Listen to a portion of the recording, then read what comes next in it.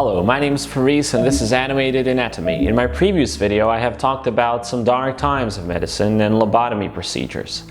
In this lesson I will talk about the endocrine system and the pituitary gland.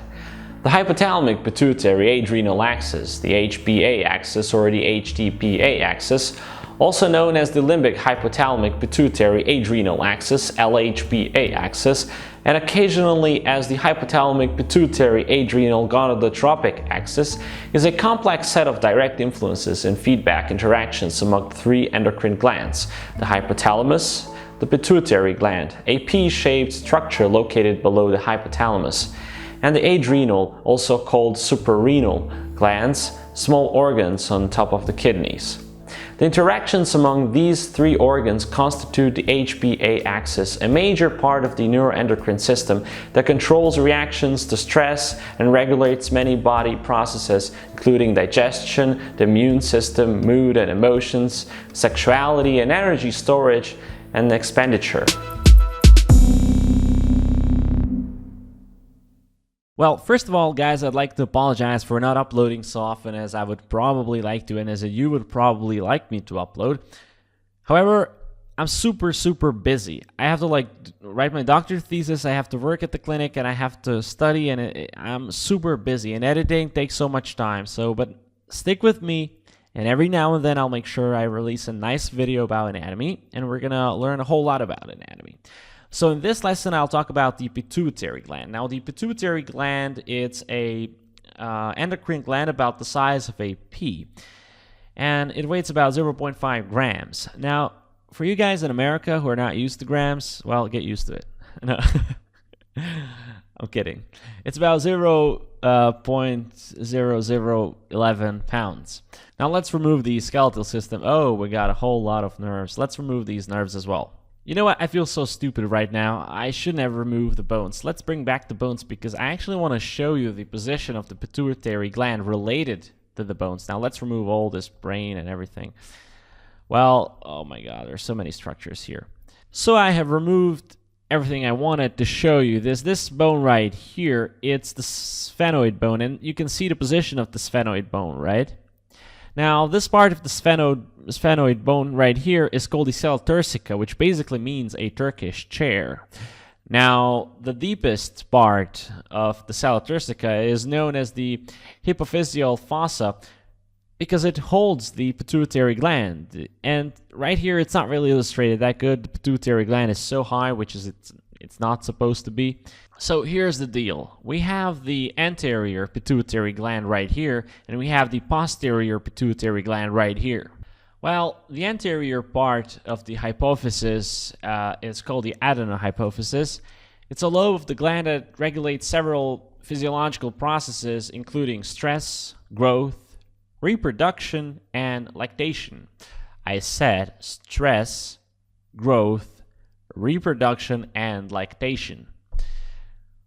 Well, it's such a small part of the body, but it affects so many things. I gotta explain this. How can this small thing affect your reproduction and your lactation and your stress and growth and everything? Well, it does so by releasing hormones. It does so in a way that has so many names that I mentioned earlier: the hypothalamic pituitary adrenal axis, the HPA axis, the HPA axis, and it's also known as the limbic hypothalamic pituitary adrenal axis. What a weird name. You know, I explained the limbic system in my previous video, so maybe this last name is best for you. Limbic hypothalamic pituitary adrenal axis. However, I'd like to stick what I'll be illustrating for you. So it does it in this way. This here is the hypothalamus, this is the pituitary gland, and down there you have the adrenal gland. I explained that in my video about the kidneys. So you have the hypothalamus. The hypothalamus affects the pituitary gland, and then the pituitary gland affects the adrenal gland. The adrenal gland, in returns by negative feedback, affects the hypothalamus and pituitary gland, both of them. Well, now I will actually explain you how they do that, with which molecules and which hormones.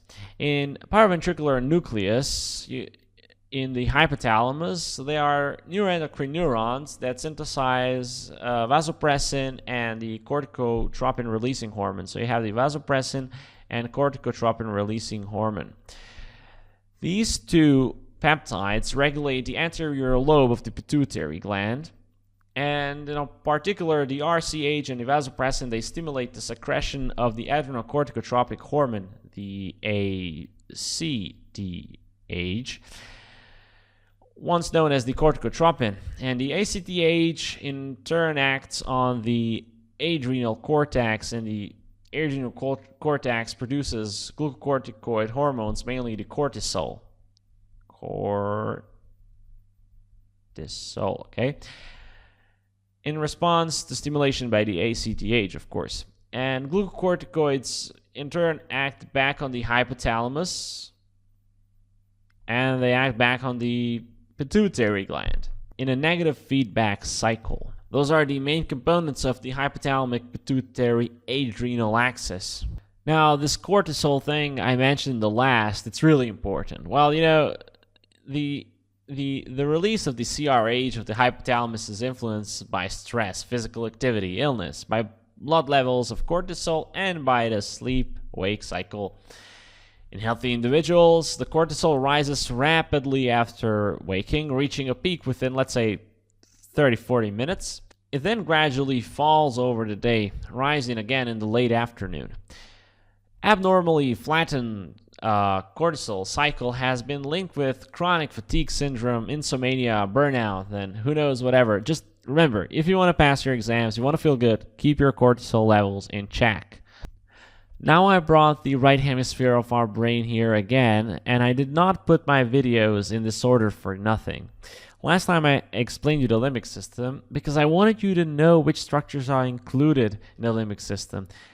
And limbic system is so important for the emotions, and humans most often act upon emotions. So limbic system is really important.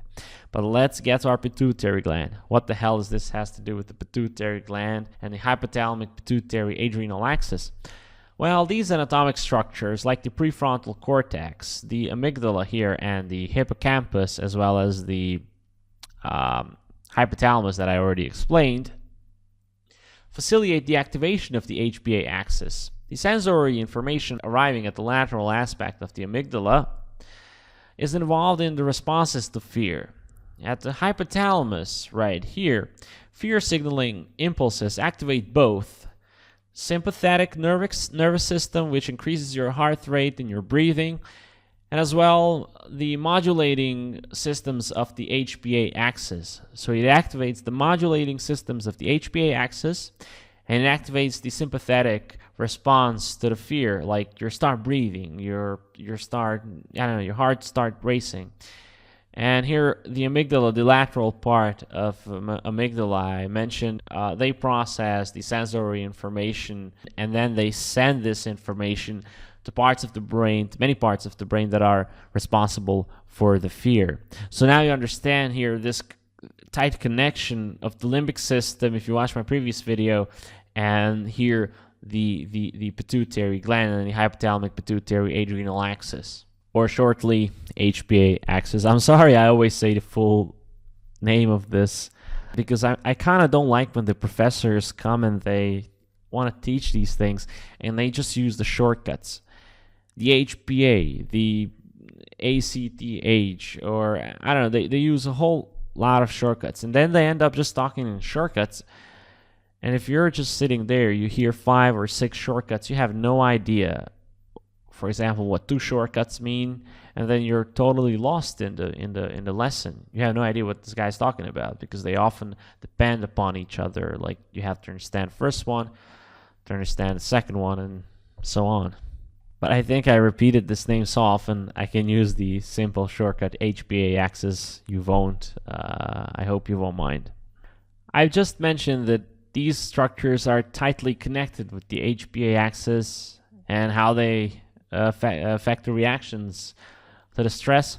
Well, too much of the stress hormones can actually cause the atrophy of the hippocampus right here. But I want to talk about the pituitary gland especially. So first I mentioned that you have the hypothalamus releasing hormones. The releasing hormones, they go down there. They also produce the oxytocin and the antidiuretic hormone, but that's not important for now. So they're producing these releasing hormones. And here you have the superior hypophyseal artery. So this artery, it creates here the primary capillary plexus of the hypophyseal portal system. And then you have the hypophyseal portal veins. And these veins, they go in the anterior pituitary gland. And in the anterior pituitary gland, well, if they're veins, I should paint them in blue. There you go. So now we avoid the confusion. I'll use the blue color. You can already assume what these hormones from here, once they reach the plexus here and go down there, you can assume what they do in the anterior gland. But as I've explained, the place where these hormones act from the hypothalamus, it's called the primary capillary plexus of the hypophyseal portal system. Here you have the secondary capillary plexus of the hypophyseal portal system. So let's create some kind of plexus here. So here you had the plexus taking these hormones and bringing them down through the anterior pituitary gland, and the second plexus is actually taking the hormones from the pituitary gland and it's bringing them through the circulation system. Now, I always explain something that I find important as functionally for your health. However, there was something that I didn't find really that important for your health. Actually, it is, but for example, the color of your skin. It doesn't matter that much to me how white you are or how black you are. And it kind of kept it away. This function, it didn't come to my head right away, but now that I mention it, I want to talk about it. There is one part here, the intermediate lobe of the pituitary gland. And the intermediate lobe of the pituitary gland is producing a melanocyte-stimulating hormone. MSH is responsible for darkening the skin. It will increase and cause the darker skin. The MACH increases in humans during pregnancy. This actually causes the pregnant women to have a little bit darker tone. Well, that's great because you don't have to spend a lot of money on getting your tan. However, the different levels of the MSH are not the major cause of racial variations in the skin. Still, many red-headed people and other people who do not tan well, they have variations in their hormone receptors, causing them to not respond to MSH that is in the blood already. So now you understand a little bit how the intermediate lobe of the pituitary gland can affect your color. It's really kind of weird because it affects color sometimes in strange places, like your inside of your cheek or axilla. It's not really what you imagine. If you have a lot of MSH, you're going to be black. If you have a little of MSH, you're going to be white.